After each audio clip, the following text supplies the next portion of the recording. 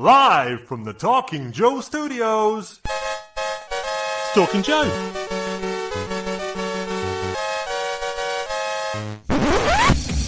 Talking Joe is on the air.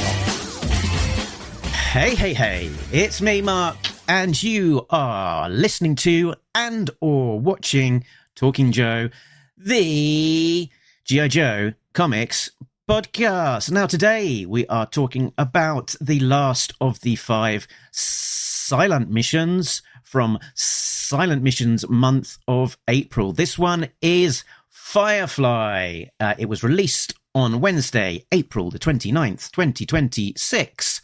So not that long ago, and was brought to us by writer and artist Jorge Fornés, with colours by the magnificent Dave Stewart.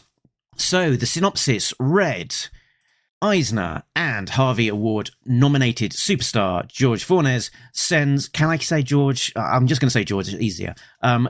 Sends Cobra's deadly saboteur, Firefly, on a mission. He must compete no matter what the cost, even if that means battling the entire elite special forces known as the Oktober Guard. Now, you won't just have to hear my thoughts about this issue, because I will be joined by none other than my regular co-host. It's a real American Tim. It's Tim Finn. Hello, Mark, listeners, viewers. I did not read that solicit before this issue came out, so some of it was a surprise when I read the comic book. So, yeah, it's good. It's nice to have surprises. Yes. So, as at time of being live, we're live. That means that you can interact with us if you are watching live. Like Yorktown Joe, who's watching me for the second time today, having watched some of the podcasts from the pits, where I joined Casey, Hillbilly, and Gary to talk about myself, which is one of the best subjects there is.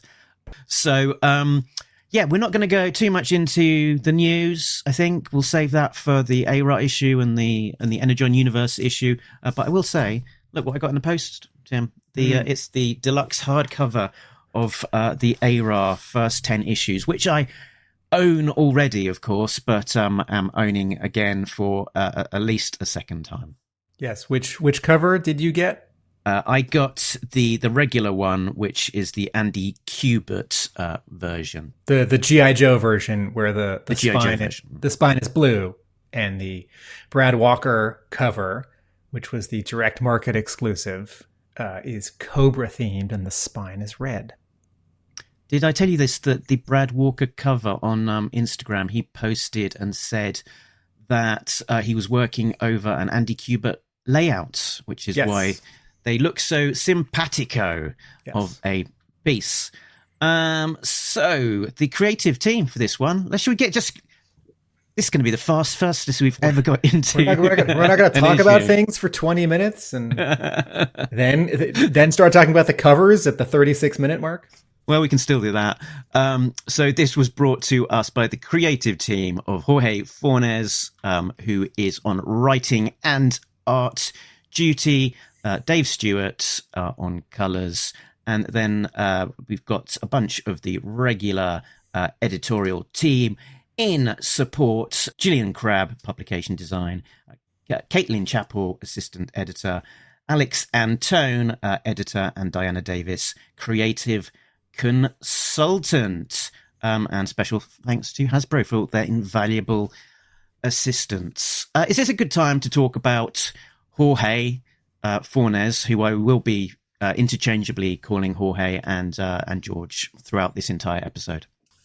Yes, I will say that of all of the talent that has drawn any of these wordless issues, this was the person who seemed sort of the unlikeliest get for me, because if he was doing covers, that sort of seemed like maybe he was too busy or too fancy or too expensive. And also, you know, there are different tiers of talent in comics. There are people for whom the publishers reserve the most prestigious projects, or, you know, writers or artists more often artists who like Marvel and DC will launch a new series with, and then after 6 months they'll launch a new series with them and get other people to draw that series for 30 or 40 issues. And there are artists who are either fancy or slow, or I don't know, have a second job in entertainment and sort of only do some comics, and it might be a prestigious project or a limited series. And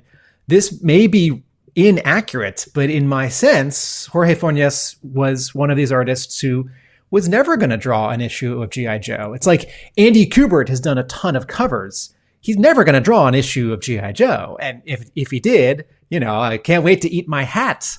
And yet, going to be out of hats sometime soon. And yet, I guess the allure of doing a 20-page story with maybe a pretty good extended deadline with a really fun artistic hook in a popular intellectual property. And I'm just assuming that Jorge Fornés has like not much, fandom for or association with G.I. Joe, but I could also be wrong. There are a lot of comics artists out there who would like to draw, Thundercats like one time and He-Man one time. And, maybe they've got like one Batman story in them. But what they really want to do is like horror comics, or what they really want to do is something creator owned, or what they really want to do is like something different with a writer with whom they're really in sync. And then an editor comes along and it's like, you want to do 3 Transformers covers? They're like, yeah, that sounds like fun. So maybe this was all of that for Fornés. And you never know. It might have been the case that he was a fan of the property or grew up with the toys, and maybe Firefly was his favorite little figure that he had growing up. We don't know. Of course, we did reach out to try and get an interview, and we did get a no on that one. So Jorge is from a nice no. A nice no, of course, always a nice no. But he's from Barcelona, Spain, so English is not his first language. And I think modestly he suggested that his English might not be strong enough for the interview. Although I have seen a video of him speaking at the Lakes Comic Festival in the UK, and his English didn't seem too bad. So I think we could have coped with it. But yeah, so it's a shame that we didn't get it direct from him. But maybe I'll see him and ask him in a convention, hopefully some point in the future, that given that he's in Europe, he does pop over to the UK occasionally. So he made his debut working on Detective Comics for DC and Thunderbolts for Marvel. He's worked on titles including Wolverine, Doctor Strange, X-Men, Guardians of Infinity, Avengers, Magnus, Barbarella, Batman, Daredevil.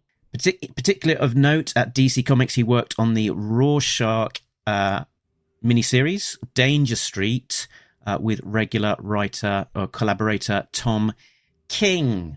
And so yeah, he's done a lot of stuff, but not necessarily, one of those kind of top tier books. So he's like super high quality and very talented artist, but not maybe kind of a real mainstream breakout hit from those. I think he's not a name. I think I think people who pay attention to credits, people who really talk about art, people who follow artists from project to project, I think they know Fornés's work. I think if people really like Batman, and then you might say, oh, do you remember the guy who drew that story in Detective? And they'd say no. But yeah, I think he's an artist that definitely people pay attention to him, and in that sort of family of I'm thinking David Aja, who did that run on Hawkeye. Hawkeye, thank you, and sort of in that Alex Toth kind of family of sort of like really strong storytelling, really clear design, but quite pared back, not lots of intricate kind of cross hatching, very sort of that family of every mark on the page, has an intent behind it. Yeah, more about shape and less about line. Like as a comparison, when I think about Jim Lee, certainly Jim Lee is drawing shapes, but I'm very aware of what he's doing with lines. And I'm thinking less of like geometric shapes on his pages. But when I think of Alex Toth, when I think of David Aja's Hawkeye, even his, Iron Fist, I think of shapes. I think of very much about positive space and negative space. And again, for comparison, when I think about Hush and Hush 2 and Wildcats, I don't think about negative space. I think about, details and costumes and cross-hatching and, gritted teeth and hair and a lot of flair. And the flair in this issue is like a completely different language of flair. It's traditionally it's not flair. Note that, of course, we know him as being the cover artist or the cover B artist from the original Silent Missions miniseries, April 2025, where he did 5 covers for those, which then became the letter variants. And for this miniseries as well of 5, he's done all of the 5 cover Bs for this. So as well as this particular issue, there's 4 other ones that came out in April with his art on them. So I think that does lead us into the covers, and let's have a look at the covers in the gallery.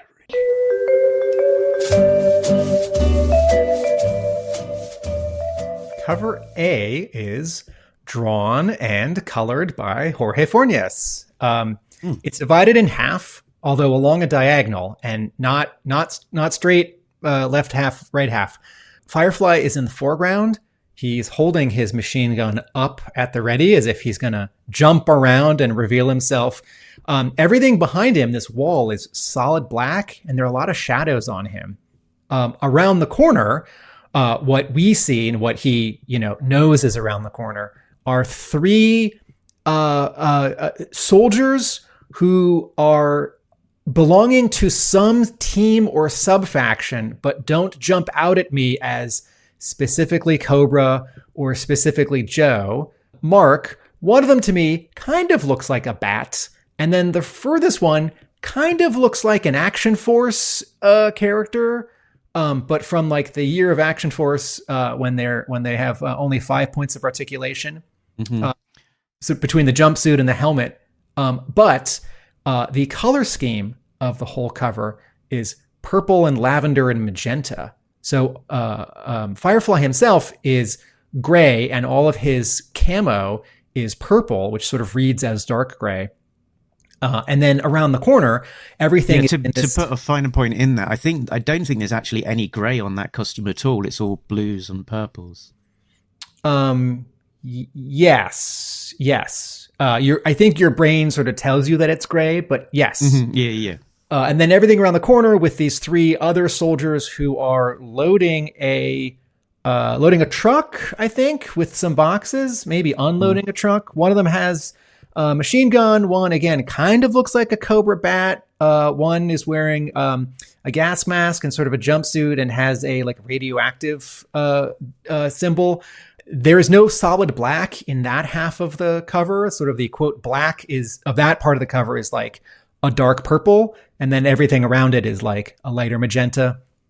But it's interesting because we don't know who these bad guys are.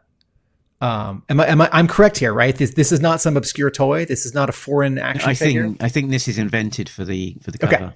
And so not only are they not established characters or even obscure established characters, I'm going to guess, since we've interviewed a couple people who worked on Silent Missions, that this cover was done before the issue was written and drawn because of, catalog solicitations. And Fornés, needed some kind of adversary, but didn't want to be so specific and didn't want to either give away anything about the issue or hadn't figured out the issue. And so made up some bad guys. And so in a funny way, Firefly is a bad guy. We don't generally root for the bad guys. But when the bad guys are after someone, maybe you assume that they're worse or that it's justified. So here we can sort of root for Firefly. Like, oh yeah, jump around the corner and stop those bad guys from getting away with all that stuff. Those dirty bombs or whatever it is in the truck. Yeah. Yes, indeed. Like you say, I think normally the cover is the first thing to be produced, and often even ahead of the story being figured out. So that could be the case here. Jorge Fornés doing all of the cover Bs means that we get him twice for this one, which is amazing. Cover B is in many ways as different as could be. This is not Firefly versus someone. This is Firefly solo. This is not inside. It's outside. It's not purple and red. It's dark aqua green and yellow. And he's not standing on the ground. He's rappelling down a watchtower. There is a strong diagonal here, but rather than going up left, it's going up right. I think completely, I shouldn't guess. The general composition here does remind me of the blocking of the Ed Hannigan cover for the original Marvel G.I. Joe issue 21. So you all know the cover to Silent Interlude. Snake Eyes is hanging on a rope along a wall, and there's this sort of strong diagonal, and he's facing to the right, but he's leaning out to the left. And here, Firefly is doing something pretty similar, although his pose is different. He's not holding a machine gun. He's not firing a machine gun. He does have a Cobra insignia on his shoulder. He's looking down, and there are spotlights crisscrossing in the night sky behind him, and a spotlight hitting this watchtower just below his boots. I'm very aware of sort of the rope and the carabiners near his left hand, and I really like the pose on his right hand. This is an interesting cover because something is happening, but it's not, and there's some tension. But there's no explosion, there's no gunfire, there's no gun.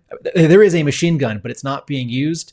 And so in some ways, it's sort of a quiet cover, even though I think this is also like maybe the moment before he gets discovered. He does look concerned, so I don't quite get the sense that his creeping along is entirely successful. But as with the previous cover A, we don't quite know where this is. There's no signature that he's infiltrating Joe headquarters or he's infiltrating, regular U.S. Army base.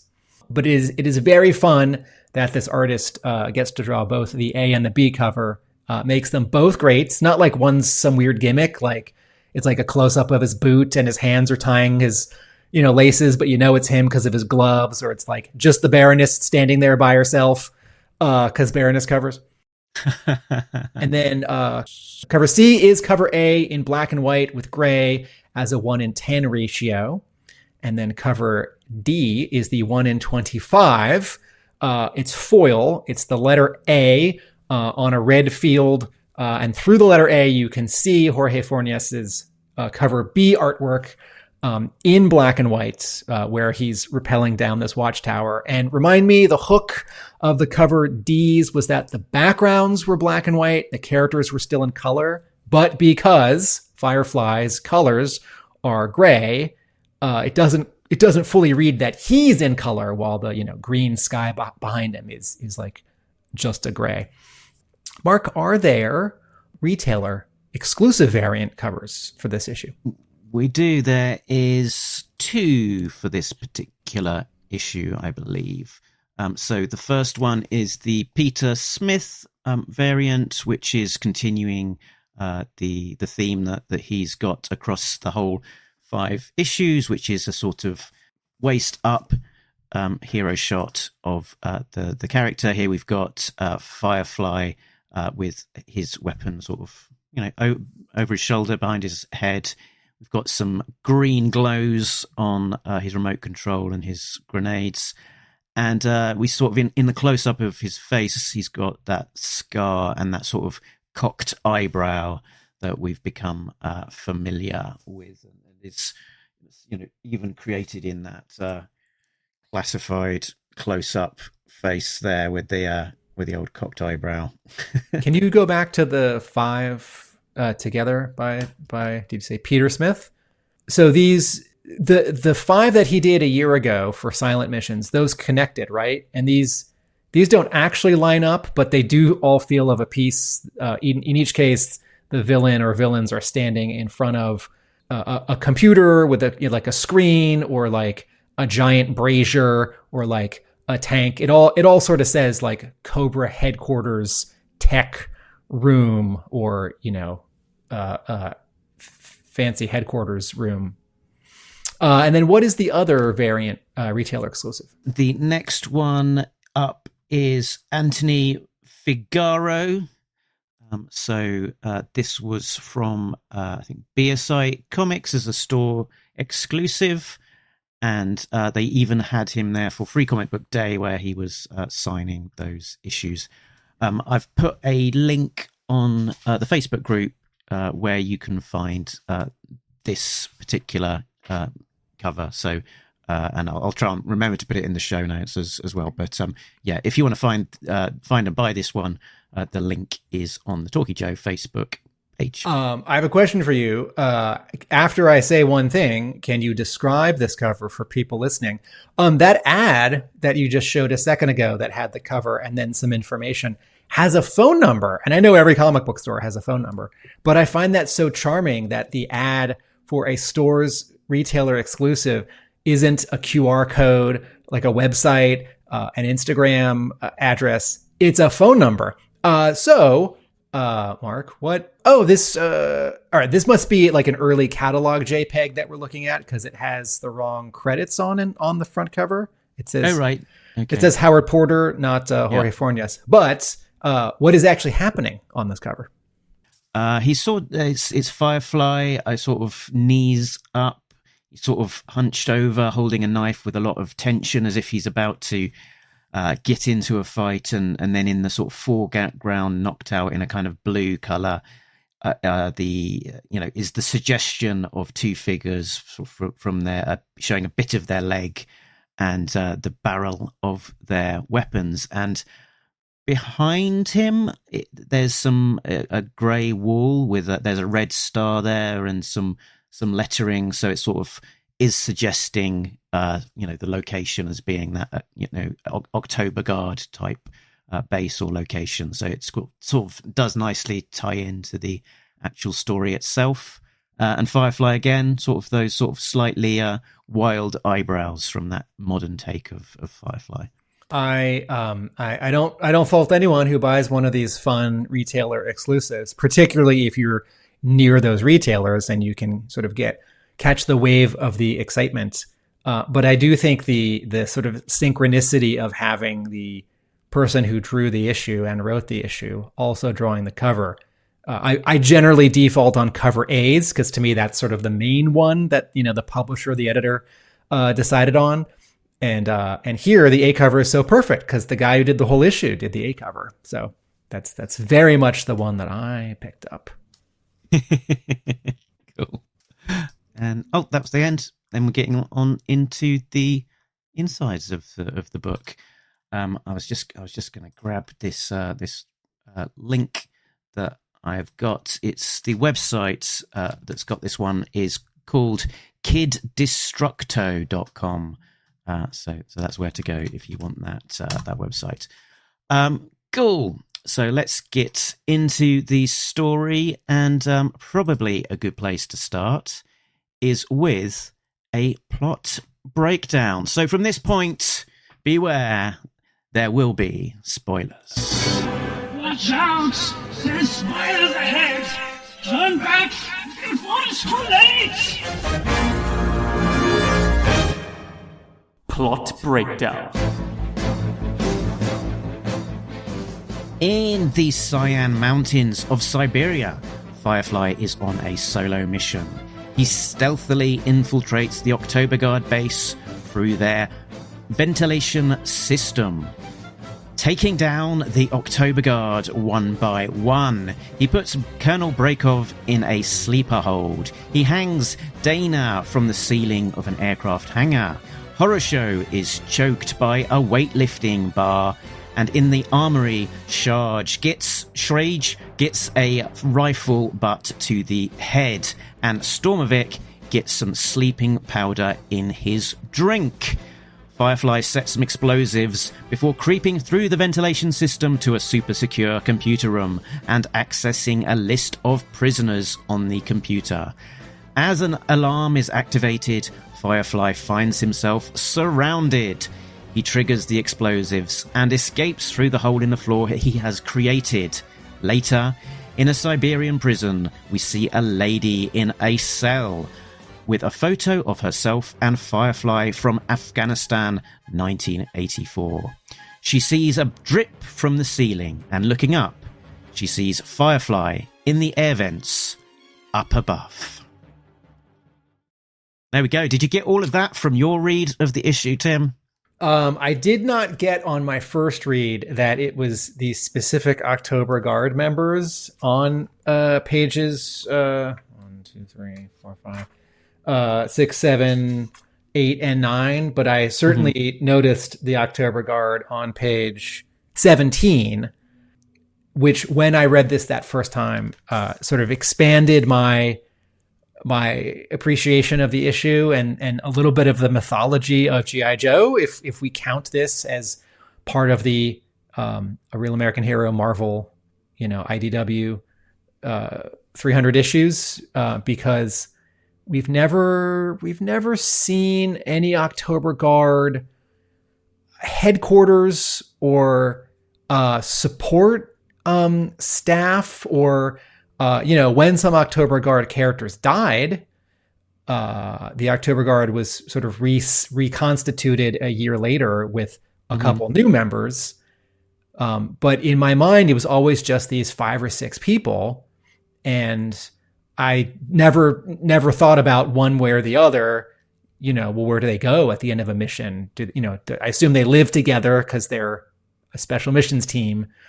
So that there are so many other people sort of in the Oktober Guard, maybe sent on other missions as other squads, or all these other people to repair the tanks and, cook the food, was a fun expansion. And made me wonder if Jorge Fornés does know more about G.I. Joe than I thought, or was getting some good suggestions from Skybound editorial, you want to do an issue where a saboteur goes to the Arctic? Oh, it's the Soviet Union or it's Russia. Well, maybe he should bump into the Oktober Guard, or maybe Fornés does know enough about G.I. Joe and said, I want this to involve the Oktober Guard. Yeah, and we get the original squad of 5 there, sort of all with a page each as they're taken down. So a nice little spotlight on the original Cobra Oktober Guard. But I spy someone who isn't there, Tim, which is the 6th member of the Oktober Guard, who was introduced in yearbook number 2. Flamethrower guy. The flamethrower guy, who is, what's he called? Dragonsky. So he's not in this issue. I mean, he's less, maybe less famous compared to some of the others, because he wasn't part of the original team, who originally appeared in, issues, was it 6 and 7, 5 and 6? Yes. Also, don't forget that they're in Arise, Serpentor, Arise, part, I think, 2 and 3. And are they also in The Invaders? I think they're in The Invaders. The episode with some aliens. And sort of that thing sort of got me thinking, well, I was thinking anyway about when is this issue meant to be set? Did you think that? Because there's a photo which says 1984 Afghanistan, which, given the age of the lady in the cell, didn't, and what her dress looked like, it was possibly relatively recent, that she hadn't necessarily aged. Firefly is in his original saboteur greys, not in his ninja outfits. I don't think. I mean, no one doing a Silent Missions issue one shot is going to do him in his green costume, though. Well, you might. We can dream. But in modern continuity as well, in the IDW era issues, whenever Firefly has appeared, he has appeared in his greys. And the Oktober Guard, the original Oktober Guard, did die in the pages of special missions as well. So presumably it's before they died, and possibly before the extra member was introduced in the pages of Yearbook 2 in 1986. Although they also have got better and so have been knocking about in continuity since their death. And I wondered to myself, 1984 Afghanistan, I immediately thought, when did yearbook number 2 come out? Because that was set in Afghanistan and also had the Oktober Guard in it. But yearbook 2 was 1986. But Golden took so long to draw that. No, I'm not joking. This is a good point. I love it. Even though it came out in 86, I think it was supposed to come out in early 86 or 85. Right. But yeah, that issue, I guess, goes to show that Firefly was knocking about in Afghanistan as well. So there's a little bit of connective tissue, even if potentially coincidental or accidental. I very much appreciate all of this as a little bit of a puzzle that fans who have read a lot of G.I. Joe and think about it can try and unwind. And at the same time, this comic book. So here's the first thing I wrote down in my notes. You don't need to know anything about G.I. Joe, Cobra, Firefly, except to read this comic, to understand this comic, except that Firefly is a saboteur. And maybe not even you that. can figure that out. Yeah. And then I wrote, Jorge Fornés doesn't need to know anything about G.I. Joe, Cobra, Firefly, except that Firefly is a saboteur to understand, to sort of write this comic. And I think even if it's sort of abstractly under the surface, I think as G.I. Joe, longtime G.I. Joe comics fans, we think a lot about G.I. Joe stories not written by Larry Hama, because for a long time, he was the only guy writing G.I. Joe. And because he contributed to the toy line, it became his. The characters in the story became his. And it's not as if like, oh, in 1990, Marvel launched a second, G.I. Joe comic that was written by someone else and kind of in continuity. It's not like, Uncanny X-Men spins off to New Mutants, spins off to Excalibur, although both of those are initially written by Chris Claremont, who was writing Uncanny X-Men, right? But, Batman comics, X-Men comics, they have for a very long time had several books running by different writers, and they are all in agreement, or one of them is off doing its own story and they're not in agreement. But G.I. Joe for a long time was one comic. And then sort of the big shift is in 2001 when it starts again, written by Josh Blaylock, someone else, even though it's in his version of a continued Marvel Larry Hama continuity. And, Wizard Magazine does that issue in, is it 1999, where they're like, who should do G.I. Joe? It's like, Greg Rucka should write G.I. Joe. It's like, yes, Greg Rucka should write G.I. Joe. Although Hama's still alive, why not get Hama to write G.I. Joe, right? And so like other people write G.I. Joe for a couple years, and then Hama comes back to write G.I. Joe. And so, and what the second half of this thought that I'm getting to is when occasionally someone else does write G.I. Joe, and now with the Energon universe, not just occasionally, I think you and I and a lot of people actively think or passively think like, is this good? Does this count? Does this make me upset? Does this distract me because it doesn't agree? Maybe if you've like met Larry Hama or you're a fan of his, you even think a fourth thing, which is like, what does Larry Hama think of this one? And what I'm looking for when it's not a Larry Hama comic, but it's G.I. Joe, is a story that like he either could have, or if that's sort of awkward or insulting, what I mean is it agrees with how he would write G.I. Joe. I don't want it to contradict anything. I don't want it to create some weird, like turning a character into something else, or like destroying the pit. And then suddenly it's like, well, either now Hama has to respond to that, or he's going to ignore it. And now this story like doesn't fit. I want it to fit. And this issue absolutely fits. And in general, all the silent missions do, although I think, some better than others. So my sort of broad reaction to this is all of that. And also, I don't know if Jorge Fornés read the original silent missions. it would be easy enough for the editors at Skybound to send a PDF to everyone working on these. If they would have to, working on this if they didn't have a copy already or hadn't read it a long time ago. But I actually think, in a subtle way, that this is a bit of an homage to the original Sssilent interlude, in a way that some of the others haven't been. Mm-hmm. It's a silent infiltration into a base. That's part of it. And cover B, which the more that I think about it, I think maybe Fornés did look at the Ed Hannigan cover of 21 and think, for sure. What's my version of this? That's a definite help. But also, here's a small thing, Mark. We're looking at page 1 right now. Right. And page 1 has, this is a Sssilent issue for sure, but it's not a wordless issue. Because there are 2 panels here. There's page 1, and then there's also page it's like 17 or something. 18. There are 2 pages where the top panel has green map or computer text on black. And it's in a very specific, what I will call 1980s digital font.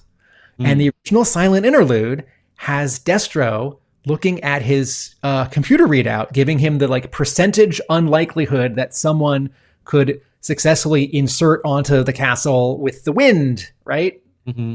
And so that.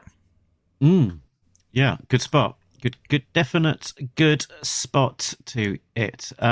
So the issue starts with an interesting first page. It's a map of the mountains with a little figure that we discover is a snow vehicle with these sort of skis on it, making its way across the landscape. Hey, Mark, what are those 3 green dots in panel 2? Oh, is that sort of, is that like 3 dots nowadays means I'm thinking, because when you're texting, the other person sees 3 dots, and 3 dots refers to an ellipses, right? When in quoting someone and in typing, you're skipping some lines, you're skipping some words. But here, is it sort of a transition from the map view to the reality? Yeah, I think so. I think a suggestion, like a cinematic suggestion of a transition, perhaps. Okay. And then we get a big splash page, which is this vehicle just sort of leaping through the air as it, goes over the peak of one of these hills, with a figure in grey with this sort of motorcycle style, BMX Bandits helmet and face mask. And a lot of people found it a joy that it, gave a spotlight onto a G.I. Joe vehicle, a lesser-known G.I. Joe vehicle, the Ice Snake. I think probably the first time appearing in the comic books, which I think is not the first time that we've said that, talking about the silent missions. So that's very cool. Can you go back to the view from of the box art? Yeah. Yep. Is that a snowflake behind the Cobra logo? Oh, right. Yeah. It's a sort of a frozen icicle Cobra. Yeah. Do you have any relationship with this vehicle? And it says Battle Core, so this must be 93? I think that's right. It was quite late on 93. Yeah. Okay. All right. And this is one of those, it's the 2 tires, the 2 wheels in the back. It's I think those were shared with 2 other vehicles in 92, 93, because they're doing some cost cutting with the vehicles. And it's got this oversized toyetic grappling hook launcher. And it did not come with a driver, right? No. Okay. Always a bit disappointing. And it had a roll cage canopy, which flips open and swings down like a horrible trap. And there was a commercial for it. So let's have a quick look at the few seconds that spotlight the commercial. courtesy of 3D Jose. But Cobra's powerful Ice Snake has a rocket launcher, and steely jaws of doom, and Joe and Cobra figures have weapons that really fire. G.I. Joe, Mudbuster, and Cobra Ice Snake sold separately. We have the element. The Joes are doomed. Chill out. Sure. Chill out. I think that's Gary Chalk. I think that's voice actor Gary Chalk saying chill out, but I don't think that was Gary Chalk playing that Joe on set. Anyway, yes, there's the Mudbuster, which I think uses the same tires. Okay. This is a I love all the G.I. Joe Arctic vehicles, the Snowcat and the Wolf, but they do get weirder and smaller and a little less interesting as they go. Like even the Battle Force 2000 one, which I don't think always sort of reads as a snow vehicle because Battle Force 2000 trumps any other identity.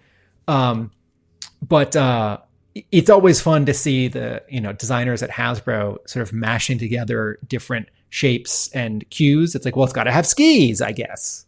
So I'm delighted that this obscure, this very, very mainstream G.I. Joe product that in the span of G.I. Joe is obscure gets folks a splash page. Mm-hmm. And this issue has 2 splash pages, which is about par for the course for silent missions. But as I keep saying during these episodes, compared to the 1984 Silent Interlude, which only had 1 splash page, is a lot. And this is a very cool page, this first one. And on this one, you can see a lot of sort of like a bit processy. So I don't know how much does this come across in the printed copy, because I've not yet got mine in hand. There's in the digital art, when you're zooming in and looking at it closely, there's a lot of texture that's coming through, like the texture of like an artboard. It's not necessarily of the artboard that was drawn on. It might be a digital effect, but it gives the impression that you're looking at kind of like a grainy kind of watercolor artboard or something like that with a lot of texture. And there's also a lot of texture in the splatter of the snow on this page as well. It sort of almost feels 3D, like you've got paint being flicked onto the page or Tipex pen sort of being bodged onto the page. How much of that is coming across when you're actually looking at the physical copy? I would say half compared to how zoomed in you are. It is noticeable on the physical comic, but because you've got the PDF or whatever, you get to enjoy it more because you can really zoom in. But it is there. Okay. Dave Stewart sure is doing a nice job here, and it's really subtle. This is not like Jordi Belair, like yellows and blues or like pinks and greens and oranges in an issue of the Energon universe. There's just, within the gray and white of this page, there are a dozen colors. They're just all completely desaturated, right? Like in the bottom right, where all this snow is, that's pink. That's a very, very dull pink. But then the rock that's all the way on the bottom left, on my monitor, that rock is reading as sort of bluish bottom left, but on my paper copy, it's reading as more sort of purple maroonish. But anyway, subtly and of course digitally, Dave Stewart did paint this background. This is not like one solid color in Photoshop, and this is not one solid color becoming another as a gradient. I don't know if he used like a watercolor brush in Photoshop or what, but there's a lot going on on the page. It's very subtle. So this mystery figure, who clearly is Firefly, has traversed this landscape, jumped over a hillside in this vehicle, and comes to a stop and is spying a base through his goggles, his binoculars. And it's, I guess, the introduction of this Oktober Guard base that we've not seen before. So that's quite exciting. And then, wait, can you go back? Right. Okay. So page 3, I breathed a sigh of relief, and I smiled when I got to this page 3. Because page 1, you have this sort of establishing zoom in on geography. Page 2 is this not overly sexy, but exciting splash page. And page 3 is where the sort of story architecture actually starts. Like, okay, now Fornés needs to show me what's going on because he can't tell me what's going on. And each of these panels represents a different beat, a different action, and each of these panels is communicating something in story, like slowing to a stop or screeching to a halt, right? Getting out of the vehicle and walking somewhere, I think up to that hill, pulling out binoculars, using binoculars. Now POV shot, we see what he sees through the binoculars, and then it's all in red. And then the final panel, it's like, okay, this is a base. That's where he's going. He's either going to blow it up, drop something off, pick something up, and it's got a red star. So I actually know a lot of story from this 3, 4, 5, 6 panel page. And, some of the other Sssilent missions have been successful, and some of them have been a little less successful. And some artists and writers are cramming a lot into 20 pages of wordless stories. And some of those have been a little harder to follow, or a little more or less satisfying. And when I got to this page, I had this sense that, okay, Fornés is not going to overload this story. There's one guy. There's sort of, on this page, there's like one prop, just the binoculars, right? And I don't think that's going to be important in the rest of the story, right? And I think he's going to do one thing. And I don't say this to pick on Howard Porter, because I liked Howard Porter's Copperhead story. But you remember how much is going on in some of those pages. And like he goes here and he goes there, and there's a race, and there's another Cobra character, and his childhood, and like the trophy. And that's all fun, and I think it works. But this page and this whole issue is, in general, what I was more expecting from Sssilent missions, more pared back, more pared down. All right, now you turn the page to page 4. And it's grapple hook time as Firefly infiltrates into this installation. And, through that well-worn trope of the ventilation system being the weak point. Not even the first time in G.I. Joe that we've seen that. Even big bad cobras need air conditioning, I think is the memorable phrase from G.I. Joe the movie. So Firefly is in, and this is I guess the early introduction to Firefly as the infiltrator and the saboteur. We get the saboteur bit happening a bit later, but to call that out specifically in the pages of ARA, we've not really seen that side of Firefly quite so much. He's sort of been in situations as part of the Cobra team, part of a wider gang and that kind of thing. And he's not really had that many moments where he's had that time to shine as a solo character. Or he's a ninja.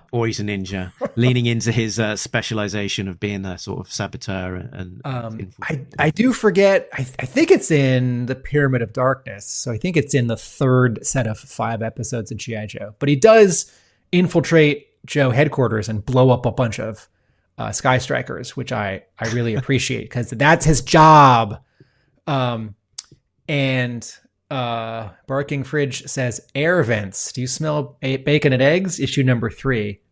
Is this a reference to Marvel issue number 3? Which I have not read recently. They're cooking bacon and eggs down in the belly of the pit, and it's making its way up to the surface. Right. Okay.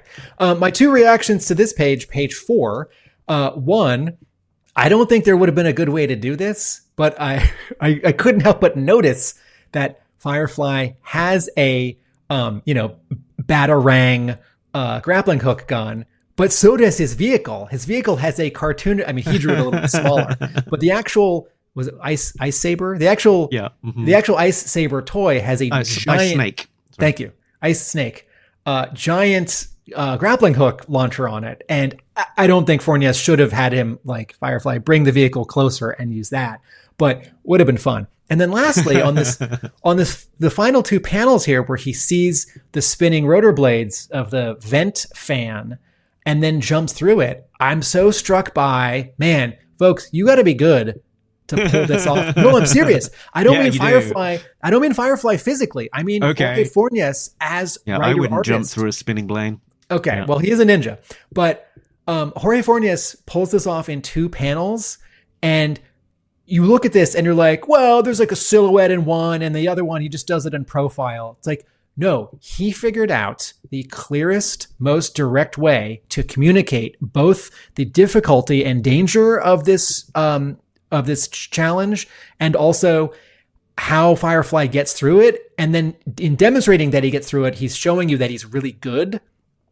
And sometimes less is more, and sometimes a profile view of something is the clearest way to show it. And there are a lot of people in comics, and I am guilty of this when I was in 6th and 7th and 8th grade. I sort of, because when I couldn't draw, my default was always to draw characters from side view or straight on with a flat background. And so as I started to learn how to draw, I never wanted to draw characters straight on or from a side view, because that felt like I was regressing. That felt like I was admitting that I couldn't do something fancier. And there are artists who like won't just draw something happening in a profile, I think, because they're like holding on to that feeling. And sometimes that is the clearest way to demonstrate something. If you tried to do this, if you tried to show that final panel where he's hopping through the 2 rotor blades from the angle that Fornés has in the previous panel, it wouldn't work. It'd be confusing, right?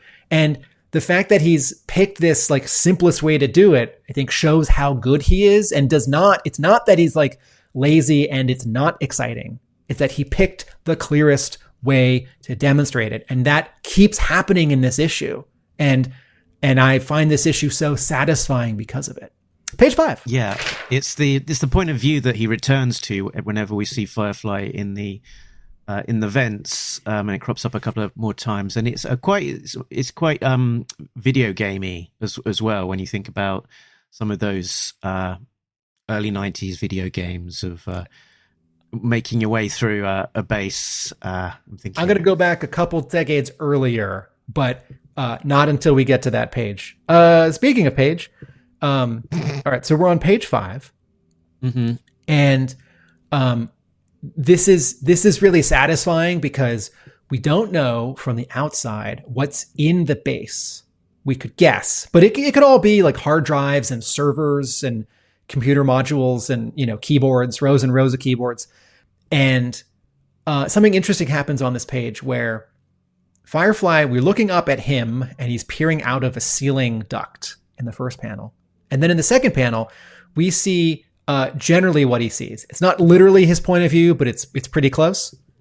And we see an armory with a bunch of tanks and armored personnel carriers and helicopters, right? With some garage doors and more duct work in the ceiling and some people. And then in the bottom 4 panels, he pops down, takes out a guy with a rope, takes out a guy with a crowbar, takes out a guy, and then walks away, right? And I realized in looking at this page that from the first panel to the second panel, there is a approximation of continuity, but you don't literally see him in panel 2. And in panel 3, you don't literally see like where he came from. And he doesn't like have a rope in the 2 previous panels. And this is an interesting balance that Fornés is striking, where I think in the hands of a lesser storyteller, if the other pages weren't as clear, I might look at this page and say, I actually need a little more connective tissue between panels 1 and 2, between 2 and 3. But here, there's nothing else that's intruding. There are no other questions being asked. It's a logical leap. Like, all right, I don't see the actual duct in panel 2 that I saw him in panel 1. And we can't be where he is in panel 2 because we're like too low. Although like maybe it is a POV shot and he's lowering himself. Anyway, this page is great, and it's great. And we don't know who those 3 guys are on the bottom, right? No, and I guess we're assuming that they're general kind of guardy people hanging about in the guard hangar. Shirts. Guard shirts, get guard it? Shirts, yeah, okay. TM, TM, TF. Yeah, as he goes through this issue, actually, he does seem to be taking down the people that he encounters in a non-lethal way. So there's no suggestion that he kills anyone as he goes through the course of this issue. And part of that is, I guess, the plot armor that he can't be killing the named Oktober Guard because, they need to be, can't be intruding in the continuity really. But, and interesting that he doesn't feel the need to act with maximum prejudice. Diana Davis in the chat does confirm that they're Russians, Tim. Yes. I do wonder if Fornés set out as a challenge for himself in the making of this issue that you wouldn't see anyone specifically kill anyone on panel, and maybe not, but you already made that allusion to the animated G.I. Joe the movie. And do you remember the challenge that Falcon, the handicap that Falcon gives that team that infiltrates the Terrordrome? He says, well, let's leave our weapons behind, right? Which is about like making the rest of the renegades not like him. But I think it's also, screenwriter Buzz Dixon finding a reason to have a little less weaponry in this, story of this movie that like parents are not gonna like. Like, let's just not have weapons for 5 minutes of the movie. Yeah, and then they just take the weapons from the people they punched and start shooting. Yes, that's as you do. So we get this. Is it 5-page sequence of him taking down the key Oktober Guard characters in different ways.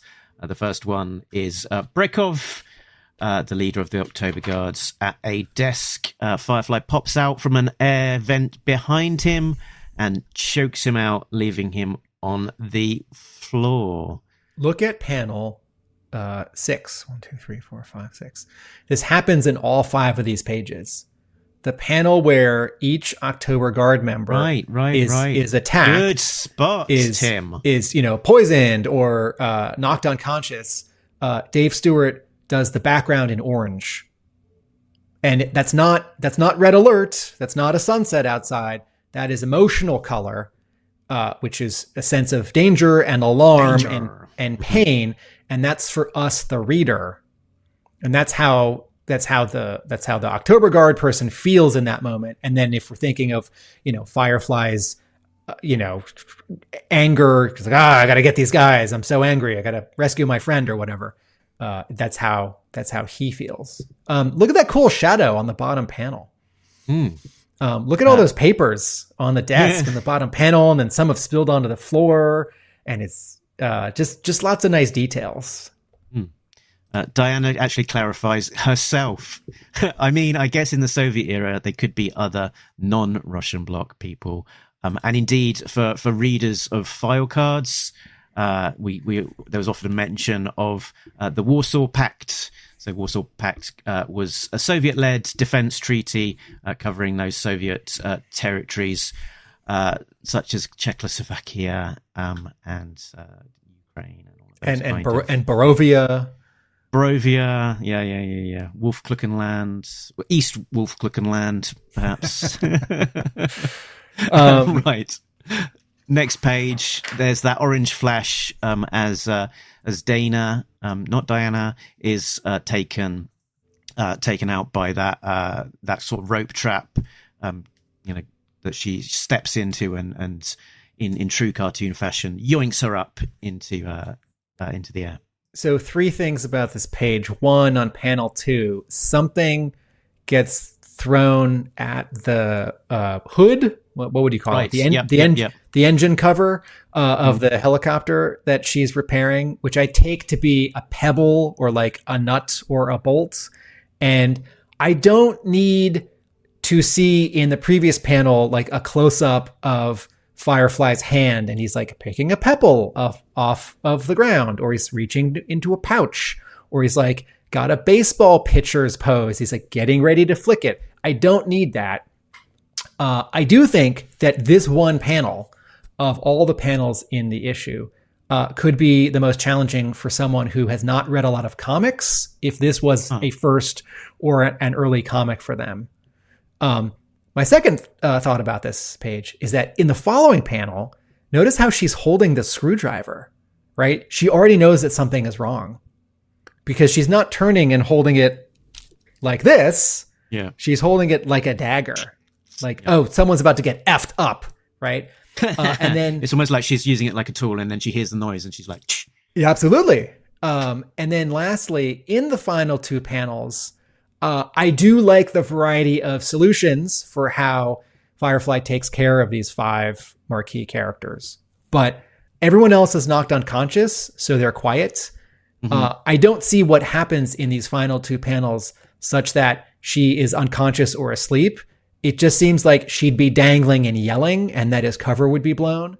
So in terms of writing, I am missing something here. I think the story is missing something here. Now, we can assume that like Danny shoots her with a tranquilizer dart or something, but it's not shown. And in terms of storytelling and plot, this is the one very, very small weakness, seems too strong, but slightly missing thing. Plot hole. Yeah, very, very small plot hole here. So he's making his work harder for himself here as well. That Dana is in like this military jumpsuit, which she has taken the top part down and is leaving that top part sort of dangling down. So it's sort of got the arms of the jumpsuit sort of down by her legs, and then when she's yoinked into the air, those arms are sort of flying about and causing some extra drama. It would have been much easier for him just to have had trousers and a top, but in terms of just flavor and atmosphere, having her in this sort of jumpsuit, and she's getting hot as she's working, and she's taking the top bit down and sort of rolled it down is sort of just gives a lot of extra textures to the story, which is a nice touch, and him creating an extra bit of work for himself that he didn't really need to. Next up, it was fan favorite Horror Show, who is pressing some weights on the bench, and as Firefly grabs those and sort of pushes them down up against his neck, we've got that flash of orange for the drama of him getting knocked out and leaving him there. And on this page, all we see is Firefly's hands and a bit of his arm and a shadow. Yes, it's really strong visual storytelling. It's ability and confidence. It's like planning that Fornés can use so little of Firefly's costume, and we know what is happening. We don't need like a big splash page where full figure Firefly is like pressing down against the bar and like full figure lying down. Horror Show is, reacting and struggling. There's a subtle thing. I generally don't have a problem when artists copy and paste backgrounds or when artists like copy and paste whole panels. Sometimes I don't like it. I find it distracting, but I think comics is hard and anything that's time saving.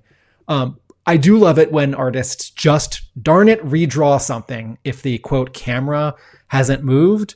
And that's not like a blanket sign to me that the artist is better, but I do think it shows a certain thinking that like maybe this artist just needs to see it all on the page and isn't going to like leave a panel blank to sort of fill in later when they scan it and they're like prepping it in Photoshop. And since we do have some sort of repetition here, I'm looking at these backgrounds and Fornés just redraws it. And it's not the hardest background. We're looking straight down at a very small sliver of this weight room and there's like a grid tile floor. But I really like seeing an imperfect line of a door or like someone's collar. And if it doesn't move to the next panel, I really like seeing that line for the door or the collar is the same, but not exactly the same. It feels natural to me. Like, it's a couple of seconds later, like there's air moving in front of it, like the person's breathing. And I know I've said this before, when artists do copy and paste, it sometimes to me feels like I'm watching a DVD and I hit pause, which is not the same thing as the actor on my TV is like not moving while the camera rolls. So once again, Fornés, great. Then we have Shraj in the armory. A nice touch that there's a gap in the sort of the weapon rack because he's clearly servicing that particular rifle. And he gets a butt to the back of his head. It's not Firefly's butt. It is the end of a rifle. And again, orange flash. And he sort of slumped over that desk amongst the tools on the desk, again, a mini hammer. Look at those top 3 panels, right? I don't think any of those rifles are copied and pasted. And Fornés could have done that. And I might not have noticed. Maybe the second and third one are. I don't think so. But also, just as a small mental exercise, everyone, if you're looking at this, or if you're holding the comic in front of you, right? We're on page 9, I think. 9. We're on page 9. How is it? Just ask yourself, how does this page read differently to you? Because the top tier, those first 3 panels, are 3 panels, even though all Fornés did was draw one long horizontal panel and then divide it into 3 panels, right? It does something a little bit different in your reading of it because you take in the first panel as a moment of space and time. There are a bunch of rifles. And then you take in the second panel as the next moment of space and time. There are a bunch of rifles, but one is missing. And then you take in the third panel as the next moment of space and time. There's a guy and he's sitting at a desk and he's doing something, with rifles. There's a lamp. And I think it slows you down. And if it was one long panel with the exact same art, but not those 2 vertical white gutters, I think you would just drag your eyes across it, see him, and then keep reading. And so again, part of this really talented storytelling that the best comics artists are doing is controlling your eye. And that's design, and that's to use, a film term, pacing and composition and all that stuff. Yeah, mentally we're sort of tricked into going, this isn't just a single image. This is a slow pan across. Yeah. Then we have, I think this is the final Oktober Guard now, Stormovic, who I always get confused with Shrage. Stormovic is in a sort of more of a brown color, and he's the one with the beret, whereas Shrage is in a more of a green, and he's got that sort of peaked cap thing. Can't think of the name of it. On your Michael Golden yearbook slide, mm-hmm. Do both of them have striped shirts, or does just one of them have a striped shirt? Ooh, Stormovic has got a striped shirt underneath his top. Yeah. Okay. Although it's blue and white rather than black and white. Objection, Your Honor. Overruled. I'll allow it. Sustained. I'll allow it. It's close. It's just enough. very dark blue. This is no in the desaturated world of Dave Stewart coloring this, and in the thinking about ink and spotting of blacks world of Jorge Fornés. I want these stripes to be black, not blue. You were saying of this page, Mark. So it's 9-panel grid. This guy is preparing a cup of coffee alongside, and on the table, he's also got a glass of something. Water? Well, he's Russian, so or Soviet, so I'm guessing this is vodka. Do you know Russians, or it's just movies you've seen? Well, a bit of both. I've heard stories, okay. And if it was vodka, it might potentially disguise the flavor of whatever it is that Firefly is subtly sprinkling into this drink. But what is that blue container next to the glass? Is that a pitcher that you'd put water in, or is that a vodka bottle? Oh, well, maybe for Russians it's the same. It's a pitcher of vodka. Okay. No, fair enough. It's a fair point. That's more of a suggestion of water, isn't it? If with that picture, fair enough.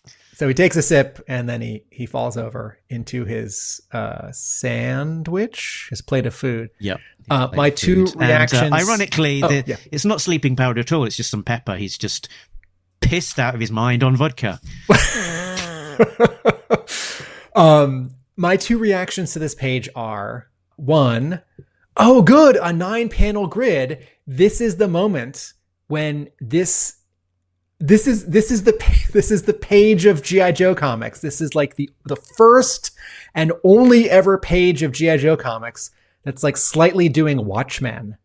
And I don't need G.I. Joe comics to do Watchmen, but Watchmen casts a long shadow and it's really good. So I don't mind when things make allusions to, even if very light and indirect. And Dave Gibbons did not invent the 9-panel grid, but the entirety of Watchmen is built on a 9-panel grid. And Jorge Fornés drew Rorschach, which is a sequel to Watchmen, which is probably somewhere between pretty good and excellent. But I'm not going to read it because I don't think Watchmen. No, I'm serious. I'm not being a jerk. I'm just saying this plainly. I don't think Watchmen wants sequels or prequels.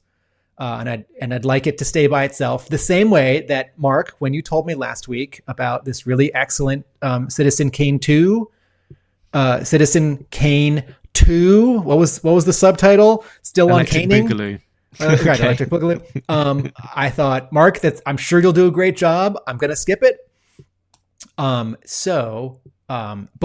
Rorschach is, I think I looked at the first issue when it came out on a 9-panel grid, and that's got a Watchmen character in it. And here's the guy who drew that, and he's drawing this.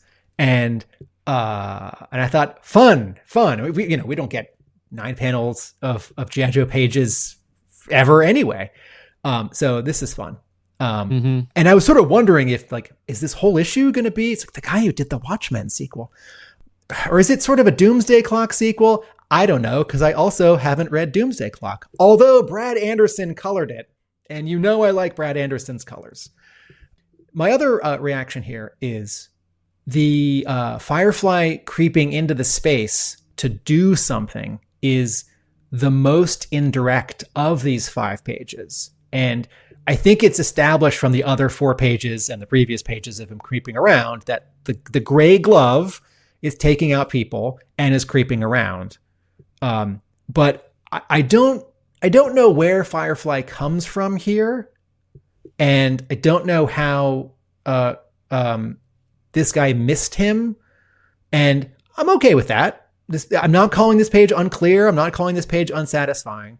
But I do look at panel 4 and I see a little bit of a silhouette on the right side. And that must not be Firefly, because I see like a t-shirt sleeve and then an arm. But then I see this glove and it's like, did he come through the doorway? Is he hiding in the cupboard? Did he come out of the ceiling? Is he hiding under the table? And the answer is, Tim, it doesn't matter. It's like, how did Storm Shadow get out of the jail cell with like no seams in the walls? And is it issue 22 or 23 or 24? Like, it doesn't matter. That's Larry Hama just waving a magic wand. How did he get out? He's a ninja. Like, there's actually no explanation. So I do like this page and I am satisfied, but I do note that if I was reading this comic and I hadn't read a lot of comics, I'd be like, what? I was just doing on the screen. Panel 4 is like a zoom in on part of panel 3. So we're getting a bit of a silhouette of his arm, which is the same arm from panel 3. No. Or is it a reverse angle? No, you're right. It's the same. Look, there's the chair there. There's the chair. Okay. Water. Yeah, good. Vodka. Right. And then we get into this incredibly interesting page. Yes, Tim. Page 11. Yes, this is my note. Page 11. Yes, a big profile cutaway modern times page. Side scroller video game looks back earlier. So if you look at this page and you start thinking of the music Powerhouse, dun dun dun dun dun dun dun dun dun dun dun dun dun dun dun dun dun dun, you're thinking of 1950s Warner Brothers cartoons. So this is one of these pages. This is the kind of thing that comics can do really well, and almost no one ever does in comics. I think everyone just sort of forgets to. Like, writers don't think of this kind of sequence, and artists don't think of this kind of sequence. And in terms of story, there's not a ton of story in this page.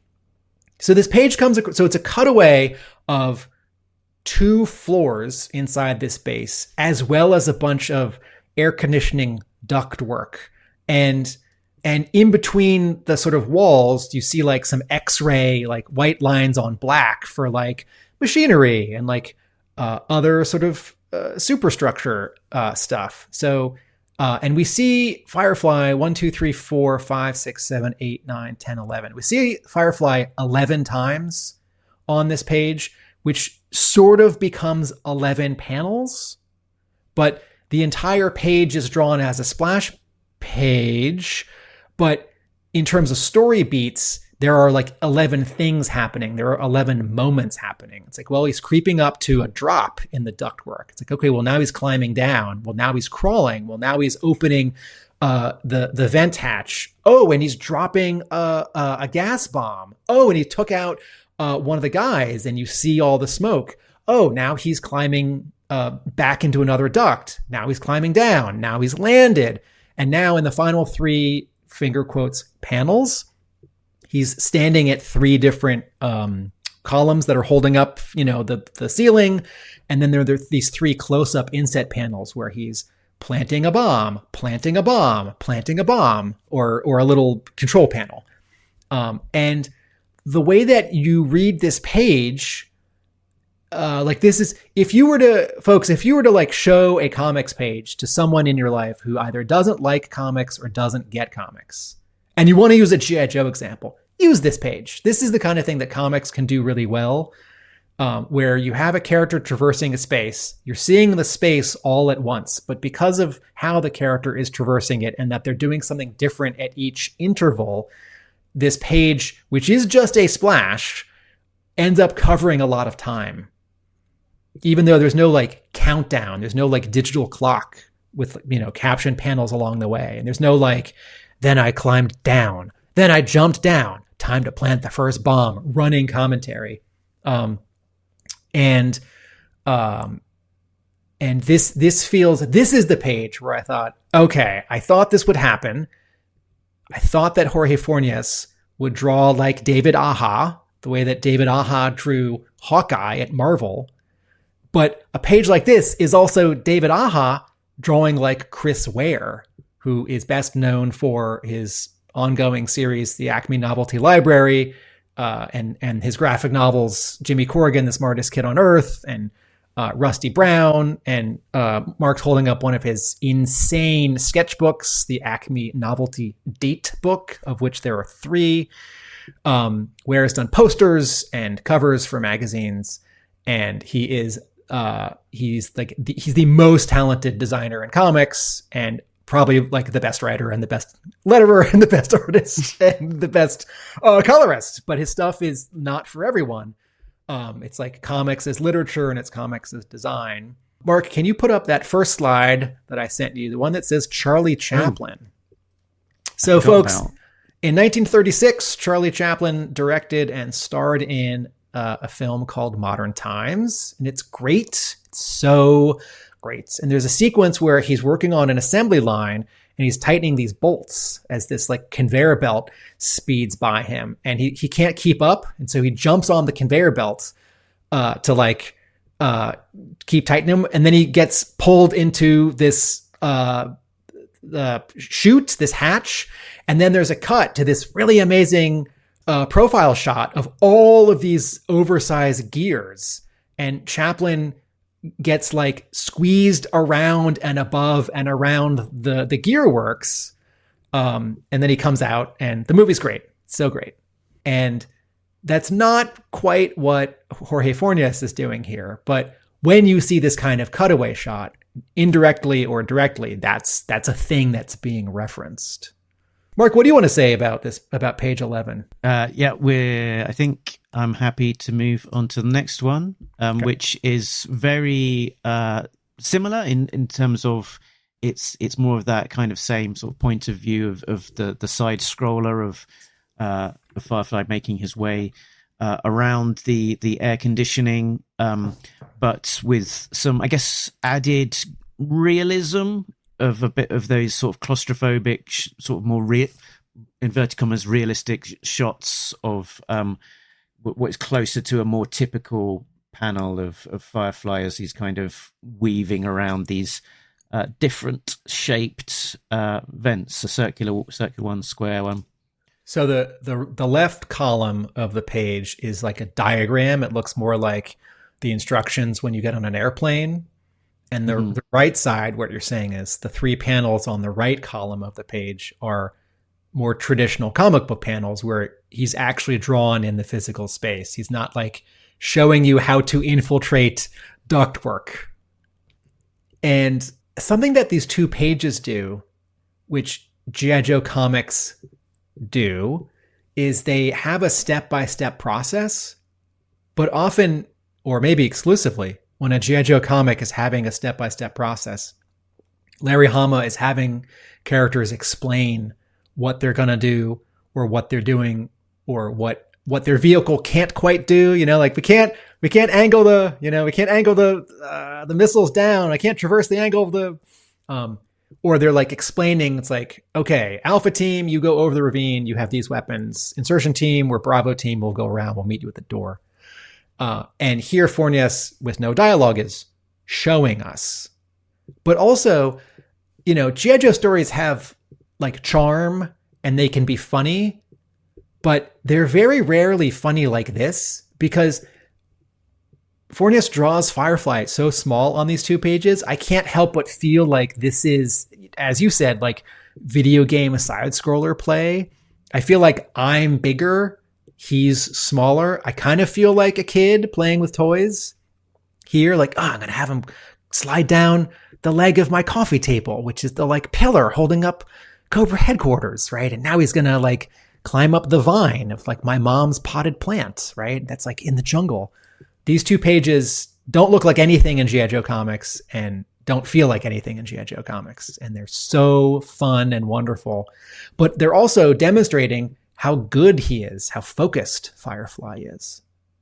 Page 13. As he goes, into the next vent, he comes out into this computer room, which is, we'll maybe get to it. I think this is possibly the page that is the biggest source of confusion for this issue for me. That there's 2 elements here that I think are a little bit difficult to get to grips with. The first one is the significance of what he's looking at on the screen. So his mission is to infiltrate this base, get to this computer, and pull up this very specific list on the computer. And if you zoom in, it's got some, I guess, Russian text. And underneath it says list of prisoners and prisons. So he's trying to find a specific prisoner and where she is being located. But it's quite small and quite subtle. Tim, on your printed copy, how well can you figure out that particular bit of text, list of prisoners? You can see it. It's very, very small. It's like a third or a quarter of a size of normal comic book dialogue lettering. And then the other element is, I think that this room, it looked when I first saw it, it looked like a fairly unassuming, bog standard kind of admin room with a computer in there. You can kind of see a door and some filing desks, and desk, a computer chair. So it doesn't look anything too special. But I think this is a very specific room, which I think is meant to be like a glass or perspex box with see-through sides, and you can see the on this particular page there's a door and a set of stairs leading up to it, and the suggestion of some sort of maybe stilts or legs for this room. And it's clearer on the following page that when Firefly is discovered, this room is illuminated entirely in red, and I think this is he is sort of sealed in there, and this door is in the front of it, and it becomes a little bit clearer on the next page there's a see-through door there that Brekov is looking at Firefly through with a sort of handle, like maybe like one of those push bar handles to gain access to, which he's about to pull on or use to open the door. So that element of what is this room threw me for quite a while, and it took me a little bit of time to piece together that it's this specific, see-through cube room. So I'll add to that. I agree with all that, and I will add that on page 13, where he gets to the computer and hits the enter key, and the red light goes off for the first time. And I guess we're meant to think that him hitting that enter key is linked to the alarm, perhaps. Yes, that's triggered the alarm. Yes, I think yes, I don't think it's an arbitrary time that, like, somewhere in the building someone found someone who'd been knocked out. And all of that shouting from Dana. So on this first panel of page 13, you said, "Oh, this special office is a box with glass walls or plexiglass walls that you can see into." And I agree. And you said, "It's not immediately clear." And I agree. And here's a couple problems. One, Fornés has already drawn cutaways in previous pages. And so he can break the rules of reality that we can see through walls in this space to see this profile stuff of Firefly sneaking around. And so now, seeing this room, I looked at this and I thought, okay, that's a room. Fornés is letting us see through it. But I just sort of assumed that that's an opaque wall. And I guess the sort of counter argument is, well, no, on the left side of the page, there's that door with a push bar, and the door is opaque. So see, Tim, Fornés is showing you that the door is opaque and the room isn't. So let me put a pin in that and say two other things. One, that this room is on stilts, too subtle. Awesome. It's there's so little of those sort of very tall, like, support stilts under this room before they're covered up by another panel. And then those diagonal, like, support stilts, those, like, pieces of wood, that is different than everything we've seen in the issue, but it's such a small amount of real estate on the page. And two, when Firefly sits down at the computer, I don't need, like, 5 panels in a row of him, like, putting in a disk and, like, clicking the up and down key and, like, select and, like, opening a file and then hitting enter. But I do feel like, as much fun as Fornés had with all the sneaking around in some previous pages, even though this isn't as dramatic, and, like, I don't want lots of panels of just, like, stuff moving around on a computer screen and fingers on a keyboard, it ends up being this double whammy, because the text that says list of prisoners and prisons is so small that I don't know what he's doing I only know in a general sense. Well, he's either planting a virus, saving a file, or looking for a file. And the latter two are basically the same thing, but the first one is completely different. And I actually need to know sort of which it is, like, did he put a disk in? Did he take a disk out? Did he put a disk in and take a disk out? And maybe what needs to happen is he just opens up the file cabinet and pulls out some files, and then the alarm goes off because they have found all of his evidence throughout his path into the base. The hitting the enter key, if that's the thing that does it, that's really fun. But I feel like I needed one more thing to set up that, like, there's a Trojan in the computer, or, like, don't open that file. And I don't know how you do it. Okay. So I said, put a pin in that. So in this first panel here on page 13, the room wall is transparent, but the door isn't. Now go forward 2 pages. Now the door is transparent. So, but that door doesn't have, like, an eye slot or, like, a sign.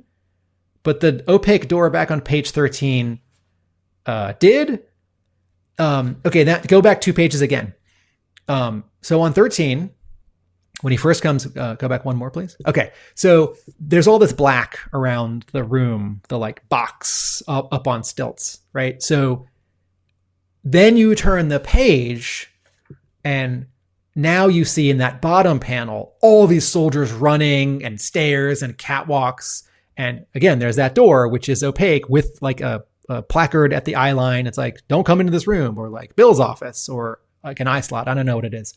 So I like this reveal that Firefly thought he was all by himself. He thought he'd gotten in and tricked them. He thought he was pulling off the mission, but he messed up, and now he's completely surrounded. And there's a lot of guys around here and a lot of space for them to get in, stairwells and catwalks.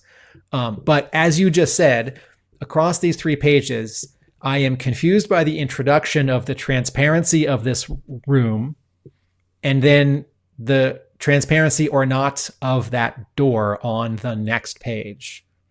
And then, stop me if I'm going too far ahead, Mark. So he puts his hands up, and it turns out, like in surrender, and it turns out that he puts his hands behind his head, yes. And then turns out he's got a little radio control button under his finger. And I bet when he pushes it, something's going to blow up. So you turn the page, and now it's page 16. And here's another splash, and there's an explosion. And I see a door, but it's got no doorknob or crossbar or like eye line slot or sign. So it could also be like the top of a desk. I see a vent. I see some ductwork. I see a table. I see a chair. I think I see that computer. So I see this explosion, and I sort of see, now that I see it, I can't unsee it, but like the explosions, I don't know if I'm looking down. I don't know where the bomb is. I don't know where the explosion is going. Did the explosion like blow the door out at all those people and Firefly is safe? Did the explosion happen like next to him and he's kind of dead, except that the bad guys always get away? It's like, find the body. We can't find him. Well, the Joker's coming back. Is the bomb, this is what it is the bomb in the floor? And this is pushing all the stuff in the room up, and the bomb is actually blowing up underneath him, but he's going to get away because he's Firefly. So this splash page, I need to see like some of those Oktober Guard people out there. So I need one more thing in this page that tells me how we're looking at this room, floor, wall. Mark, back to you. Yeah, it's a slightly strange splash page because it's not fancy. You wouldn't want to sell this one as a original piece of art for someone to frame put on their wall. It's very, I don't know what the right word is, but it's half black. You've got a chair, a desk. Yeah, it's sort of indirect considering the story point that's happening here, and that it is a page full explosion. I don't know whether is it a right hand page on. It's a left hand page. You turn the page and you're like, boom. Right, I see. That makes sense as the reveal. Yeah, so it's a bit of a strange page, and it becomes a little bit clearer on this next page that we've got kind of the rubble, the aftermath of the explosion, and they make it clear, or that there's an attempt to make it clear that there's a hole underneath, and the Oktober Guard are above, looking down. And funny enough, the teaser for Jorge Fornés working on this particular issue was panel number 5 of this page, which he posted on Instagram, 17th of December, 2025. He wrote, "Some G.I. Joe at the desk." And I was looking at this image thinking to myself, what can we glean from this? What can we tell about the story? And in isolation, very, very little. It's some soldiers standing relaxed. They're not rushing into battle. They're not saluting, but they do have weapons. And it's a little bit of an up angle. And there's sort of an indication of stairs or like rubble that's descending down into a ramp or a hole. And there is a sense of disarray, of rubble, of spatter, ink spatter. But yes, it is a very small panel. So Mark, can you go back to page 11? So I think on the bottom right, those three reddish pillars to which Firefly is affixing those timers, which I'm just thinking are bombs. I think those are sort of the pillars. Now go back. Go ahead 2 pages. 2 pages, okay. To page 13. I think those are the pillars holding up this room. Right, that okay. I don't see very well at the bottom of the big panel 1 because they don't have a lot of space until panel 2 and 3 cover them up. But back on page 11, those 3 pillars that he's connecting to, that whole like page 11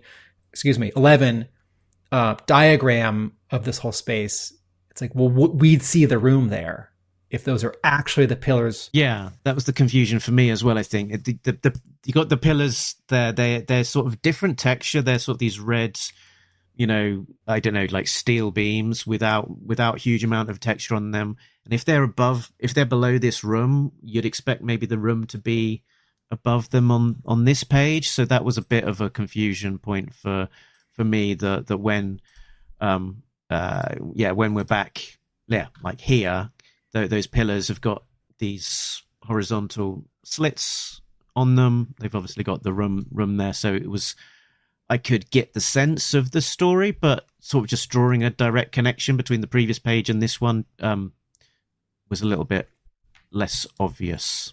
So yeah. So okay. So, and we can talk about the final 3 pages in a minute, because this comic is kind of divided into 2 parts. There's pages 1 through 17, which is the Oktober Guard infiltration. And then there's pages 18, 19, 20, which is the coda. And this story needed one of 2 things, or maybe both. It might have needed one more page so that some of these pieces of information that Mark and I either are missing or we see, but we don't see enough of them, can sort of spread out more and be visible. 2, I really wish this room, this office with the transparent walls, was established earlier, like on page 3 or 4, that Firefly walks by it on his way after the motor pool. He's like, just before he heads into the first duct to like take everyone out, he like looks down and he sees this like spotlight raised cube of an office, right? And like maybe it zooms in on the computer. It's like, oh, he's going to go for the computer later. Fornés does not fully establish this room. He establishes it, not fully. And it might also be that if not like on page 3 or 4 or 5, then on page 13, when he establishes it, Fornés needs to like pull the camera back so I can see better that it is on these giant stilts, or like he needs to rotate the camera 2 or 3 times, and like he needs to demonstrate to me that the walls are transparent and like Firefly can see out of it and there's no one there, or like Firefly comes into that room and is like ducked down behind some other filing cabinet because like a guard's walking by outside and looks in and doesn't see Firefly because the walls are transparent. But Firefly is there. He's behind a little filing cabinet, the other filing cabinet, whatever it is. So, and then that explosion that we talked about, that explosion just needs to be drawn from a different camera angle, maybe not a full page, maybe like a third of a page. And then the rest of that page can be this other visual information. So, Mark, you want to talk about the coda? Yorktown Joe says, glad the monitors were tiny, as computer graphics in the 1984-86-ish timeline would have been almost entirely text. I suspend my history hats to enjoy a good story about the beloved saboteur. Yes, they're not like giant widescreen flat panel TVs. But I think what Mark and I want is not just like small period specific monitors, but like the camera, quote unquote, being closer on them so we can read the text. Mark, you want to talk about the final 3 pages? Yeah, so we've got then a continuation. We've got this central Siberian map sort of leading into image of a wolf howling, giving us a bit of atmosphere.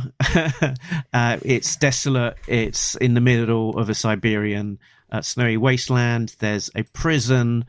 As we zoom in closer to the prison, we can see through a window. And it's nighttime. And it's but page 18 is nighttime, whereas page 1 was daytime. Right. Okay. Oh, right. Yeah, we're at a different point in the day. I was going to say in the dark mountains, there's a dark prison. In the dark prison, there's a dark room. In the dark room, there's. Are you doing a children's book that I don't know? Yeah, it's Funny Bones. Okay.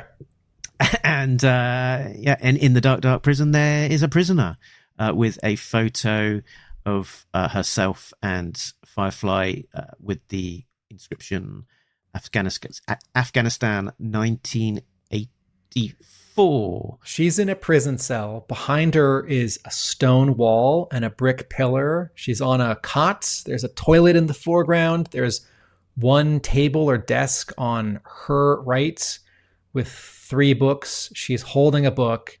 She's reading. She looks a little beleaguered. She's got some bags under her eyes and a little bit of, dirt smudge on her cheek. She's reading a book. We can't see the cover. We can't read the text. It's just some squiggly lines. That's okay. It doesn't matter what she's reading. It's just enough that she's by herself in a prison cell. But the way that she's sitting, this is a thing about body language that I like about Fornés's job on this page. She's sitting with her legs crossed. So, and she's got a book. So I think she's not bored and not given up. But she is in prison and she is by herself and she's in prison in Siberia. So from context, she's never getting out. But she's not like being tortured and she's not, like in like a tiny cell. Like I think she's a regular prisoner, not a prisoner they're trying to slowly grind out. And then in the second to last panel, Mark, what did you think that was? I don't know what I initially thought. I think what it's meant to suggest, and I'm not entirely sure it's completely successful, is a drip of sweat coming down from Firefly above. Yes. And I thought it was a very thin, small, like stream of water. Like he's got like a cup or a tiny, like vodka glass or canteen, and he's pouring a tiny stream of water down there. And this is such a subtle difference because I feel like a drop, you would draw one drop and a speed line, and the speed line wouldn't quite connect with the drop. But by drawing only a continuous line and then the splash, it looks like a stream. It doesn't look like a speed effect.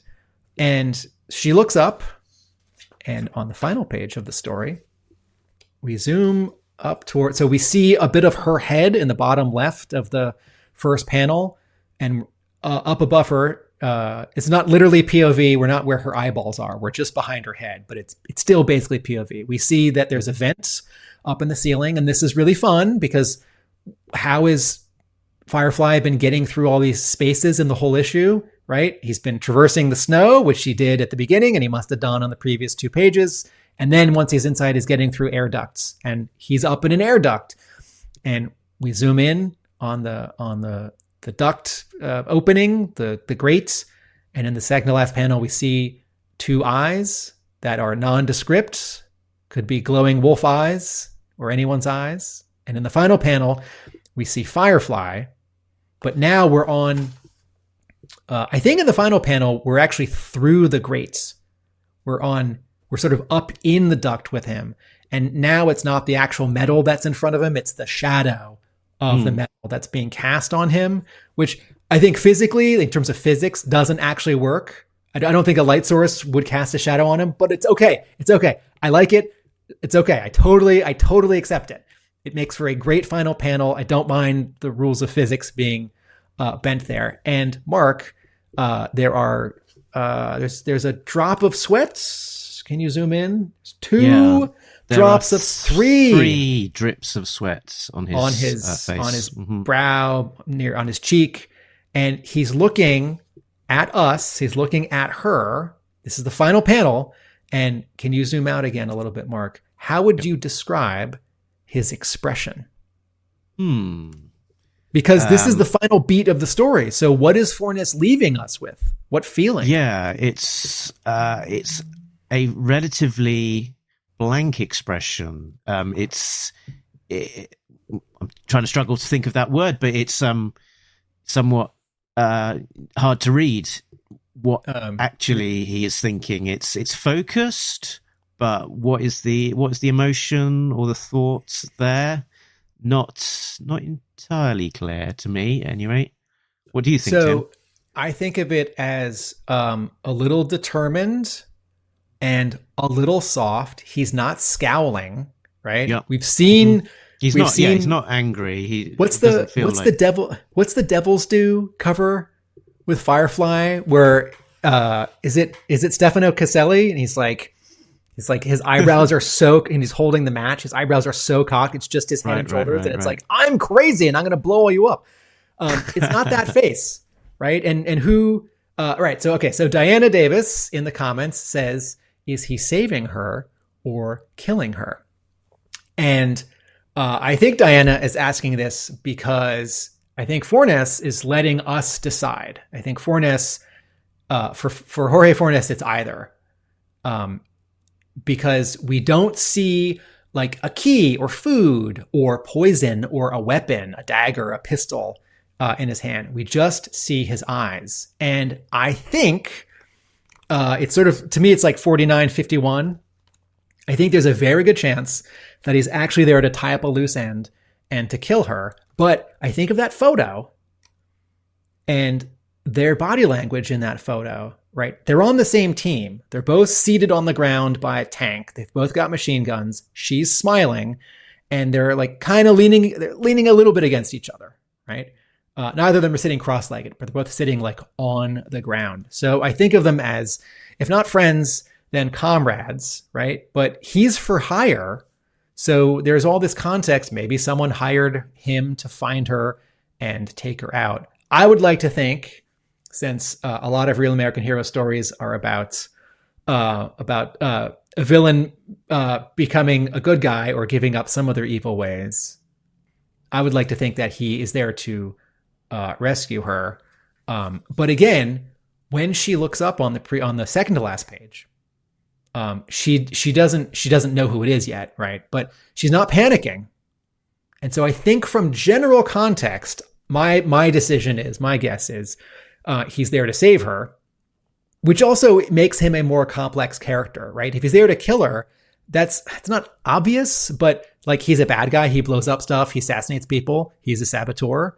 So it's like, when you say to me like, oh, we're doing a 20-page Firefly story, it's like, I bet he's going to blow something up and kill some people. It's like, but what happens on the last page? Wouldn't it be a surprise if he does the opposite, right? He's sneaking in to save this person. Diana says, how do you depict a drop of sweat into one panel? It's tricky. Well, for sure. Can I go first, Tim? Diana Davis says, how do you depict a drop of sweat in one panel? It's tricky for sure. You can go first. So I think part of it is the coloring. That if you've got kind of the blue of the drip and the blue of a motion. I think if there was less blue in that motion line, it would suggest maybe it's more motion and less a continuous stream of water. And I think the continued blue through to the splash at the bottom there, going all the way down, sort of makes it feel of a piece. I think if there was a little bit more of a break, thinner, different color, more of a break in the color, I think that would probably help. My response is it doesn't have to be one panel. It could be two. And also, it was not in one panel. It was in two or three. But we have a drop of sweat falling from a distance in issue number 1 of The Center Holds, my four-issue Boom miniseries written by Larry Hama and drawn by Mark Bright, which I edited, I put together. Issue 3 came out this past week at your local retailer. Barking Fridge says, very curious for Firefly to show emotion because, yes, he is human, but it is established he's a very, very private individual, especially in early appearances. Sort of towards final thoughts, particularly around this, that there was a really good comment from Squishy, one of our Patreon members. He said, is there a misdirect here that we think that Firefly would be on a mission out for money, destruction, just another job, with the thought that he might be, a heartless SOB doing it just for the money, and the end being a twist that he's on a personal mission to save someone, which gives him more of an emotional punch. Here. But what is the relationship between him and this person? Particularly if you missed the element around the computer screen with the list of prisoners, which a few people seem to have done based on the comments that I've seen. So possibly just, did it need a little bit more to give us a bit more on who this person was? Do you think? I don't. I think there is enough here. And I actually think even not being able to read, I didn't see a list of prisoners or prisons when I read this, because it's very small. And I know I often read my comics very close and frowning. I did not read this one very, very close to my face and frowning.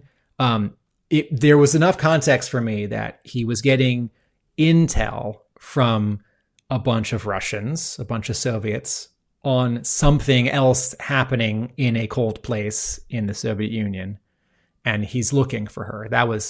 And she's in a prison. So from context, I got it. But yes, if this is, if silent comics, wordless comics aren't quite your bag, or if you find them challenging, or this is early in your comics reading career, yes, there could be more. And I was just going to say, you sent an image. Oh yeah. Alongside, did we want to? Did you want to talk sure. about what those were? These weren't so specific. I just wanted to say that in a good way, not in a derivative, rip-off, swipey way. In a good way, I see so much similarity between Jorge Fornés' art design and page layout. I mean, like, very specifically how he draws people and how he spots blacks, with how David Aja did it in lots of work, but Hawkeye is sort of the easiest one to Google, with profile shots and some repetition and small panels, a bunch of small panels and like inset panels and some cutaways. And just as I was tickled that there's this one page of this Firefly issue, which is like not really a page from Watchmen, but like the closest we'll ever get, the whole comic, I'm like, well, I don't think David Aja is ever going to draw an issue of G.I. Joe, but now I kind of know what it would look like. Well, he's drawn a cover, hasn't he? He drew a variant cover for Duke issue 1 and Cobra Commander issue 1, if I'm remembering correctly, in a slightly kind of Jack Kirby influenced. Oh yeah, style. Right. I didn't love those because they didn't look like him. They didn't like it. They didn't look like him. I don't want G.I. Joe to look like Kirby. That's not the G.I. Joe tradition. The G.I. Joe tradition is Joe Kubert and Neil Adams. Anyway, those are fun covers. I also don't think those sell those first issues of Duke or Cobra Commander very well. But anyway, they do jump out on a shelf because of the white backgrounds. So I didn't have anything more specific to say with those three examples from Hawkeye. I like this comic a lot. Major Matt Mason said, funny, I'm sorting photos from when we were in the Soviet Union in the late 80s, early 90s. Yorktown Joe says, Tim is correct from a few minutes back, as Soviets would most likely have kept such a list in a file cabinet. Oh, renowned for the analog, but who knows? Interesting. I wasn't saying that to try and be factually correct. Yorktown Joe says, I assumed it was a tear. I think there'd be more in Firefly's eyes in the final panel if that were the case, but it could be. I think the fact that he's got this beading of sweat on his face in that close up is meant to be a clear signal to us as the reader that that's what that drip was. So my final 3 wrap-ups for this are going to the text page that's been in all 5 of these, where editor Alex Antone says why we're doing this and reminds you of Silent Interlude from '84, and then does a quick hype for all 5 of the Cobra ones. Last but certainly not least, the craftsman, that is Jorge Fornés, puts on an absolute clinic with his Firefly story, joined by Dave Stewart. I was so happy when Jorge said yes to this assignment. He's one of the best artists doing it today, and this issue shows everyone exactly why. Not to mention, Jorge contributed the covers. I think that those 2 sentences are mostly correct. I think most of this issue is excellent, but the 2 or 3 story things that could be clearer, unfortunately, disqualify it from being an absolute clinic. I think this is a very good wordless issue. It's not a masterclass. It's just very good with 2 parts that could be clearer. And for the first half of it, I thought, yes, I could give this to anyone who hasn't read G.I. Joe and said, oh, you just want to read a good G.I. Joe comic? You don't really have to know anything. And now I'm not sure because of the transparent wall thing and the exploding floor thing. And what a treat. I said the fact that you get all of the bonuses in the back, it makes it feel like a really premium book, and really helps you, I think, sell it as something a bit extra and special.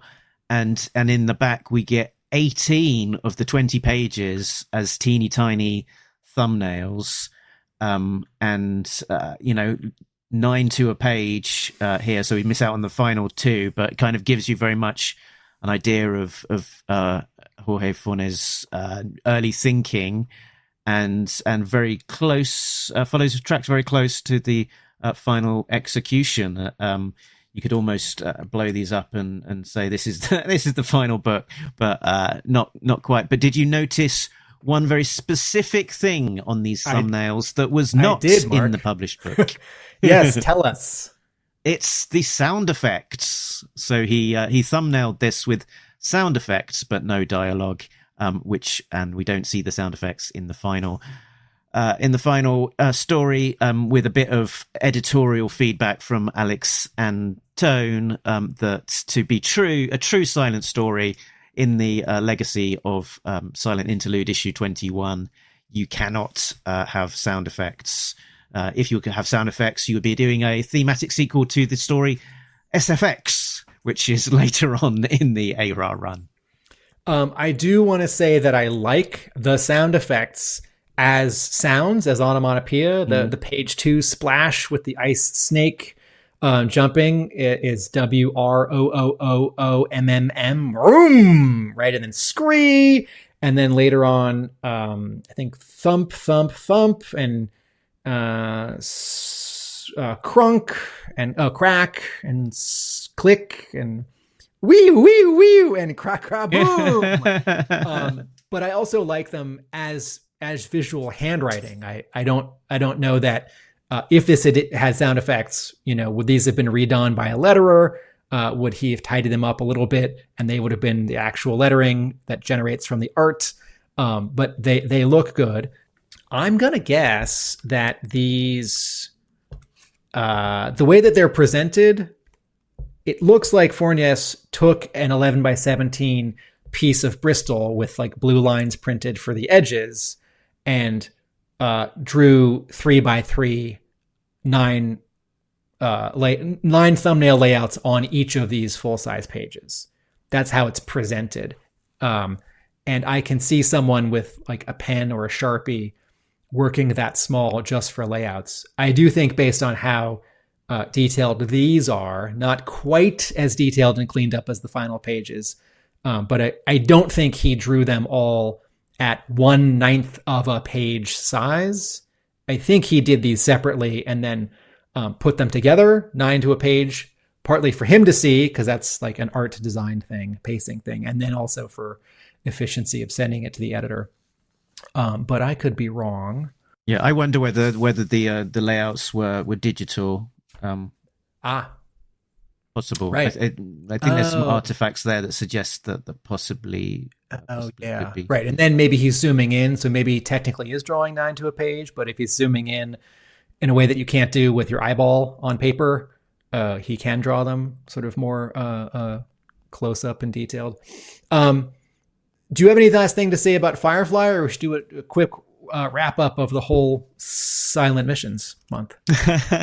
Yeah, so I think I enjoyed it. As you say, I think it was great. It was wonderful to see Jorge George doing a full issue by himself, writing, which I don't think, typically to date he's been paired with a writer for most of his mainstream work.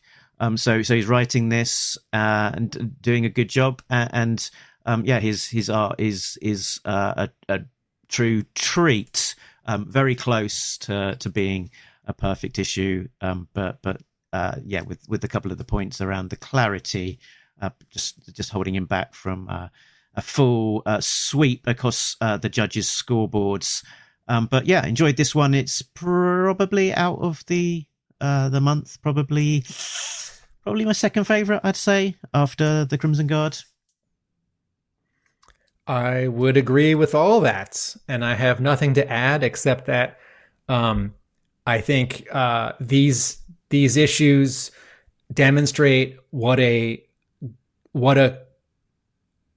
gem G.I. Joe is, that you can get a bunch of talent in for some one-shots, and what a cool opportunity wordless stories provide, because as Alex Antone said to us a year ago, you can get writer artists who maybe wouldn't do an issue of G.I. Joe because then they get to write it and they get to have this fun hook. I really appreciate being able to have these stories that we wouldn't get otherwise. Like, it's very unlikely that we'll just have a regular issue of G.I. Joe about one Crimson Guardsman trying to save Cobra Commander when every Joe attacks Cobra Island. But also I think this demonstrates just how hard this is, that some of these are good and some of these are great. Almost all of them in at least a couple places have things that could have been clearer. And I hope Skybound does it again in a year. And if there's I'm serious, if there's a slightly different hook, if it's like the Dreadnoks for year 3, or if it's like, I sent an email and I suggested vehicles. You spot like vehicles and maybe the driver pilots, and then maybe it has sound effects but not dialogue. I don't know what the pun is. It's silent because it's just an entire issue of the vehicle just sat in the garage for the issue. It's actually that helicopter before Dana comes in to repair it. Yeah. Just 20 pages of that helicopter. And pets would be fun, but would that be too much? Would that be 5 issues of? I mean, Gabriel Hardman's idea of his original pitch for the Mutt issue being from the point of view of Junkyard, and that's the shtick as to why it's silent, because it's a dog, is perfection. But I don't know if I want 5 issues of Pet's perspective. I think there is talent out there in comics to pull off 5 of those. I don't know if, like, even in a year and even with its sort of heavyweight status, Skybound could find the right 5 or 10 people to pull off that in a year for next year and have it all be clear and excellent. I think Animals present all these additional challenges, and as much as I like the G.I. Joe Animals, that's a fun like backup story. Like, did one of the yearbooks at IDW have that, like GI Pets? Yep. I don't know that I need 100 pages of it in a month, but I'm a G.I. Joe diehard, and Skybound has my trust and my heart. So whatever it is, I'll buy it. In conclusion, shut up and take my money. Take my money. Perfect. Speaking of taking money, is there a way at the moment that people can indirectly give you their money, Tim? Yes, you can go to your local comics retailer and buy issues 1, 2, and 3 of The Center Holds, my superhero miniseries, created and owned by Larry Hama and Mark Bright. Issue 4 just passed its ordering deadline for your local store. They can still order it, but the guaranteed deadline has just passed. Issue 3 is now out. Issue 4 will be out in June. And that's it. Good. So it's only 4 issues. And yeah, if starting now feels like too much of water under the bridge, is that the right expression? Then there will be a trade paperback out eventually that will collect the whole thing in a nice, pretty package. That is a bit off. So for now, go find the issues. Yeah, it is off in terms of time and off in terms of just the tenor of that suggestion, when you should in fact be buying the singles. I will say we did the final proof of the 100-page graphic novel this week. But it's a ways off, right? Single issues are generally printed in Canada and trucked back to the States, and graphic novels are generally printed in Asia, and they go by boat, and there's a much longer lead time because boats are much slower. And Tim, where can you be found when you're not talking to me about all things G.I. Joe? Atomic Abe, that's a YouTube channel. Hub Comics, that's a store. And A Real American Book, that's a blog. Very good. And and you can find more about Talking Joe, talkingjoe.co.uk. You can watch the most recent episode of Podcast from the Pit, when I was talking to the Casey and all of the crew over there this morning, and talking about what Talking Joe is. So there's an intro for you. And if you just can't get enough of me, there's an extra bit of content. So talkingjoe.co.uk is the website that points you to all of the places that you can find us all across the interwebs. Make sure that you've liked and subscribed, and leave a 5-star review and a comment wherever it is that you consume Talking Joe. Gratefully received. Also gratefully received are the contributions from our Patreon members, who find us at patreon.com/talkingjoe. So a big thanks to Richard, Sam, Christopher, Shane, Simon, Chris, Joe, Craig, D, Shane V2. This one is just mostly seen in the corner of a panel in silhouette, as well as Infinite Entertainment, Gary V, Coldroff B, Squishy, Matt, Edu B, and Tim, I'll just let you read out the last name of the most recent contributor. Oh, geez. Is that Japanese? I think that's Japanese and not Korean, but that's a couple of pictograms that I cannot pronounce. Cool.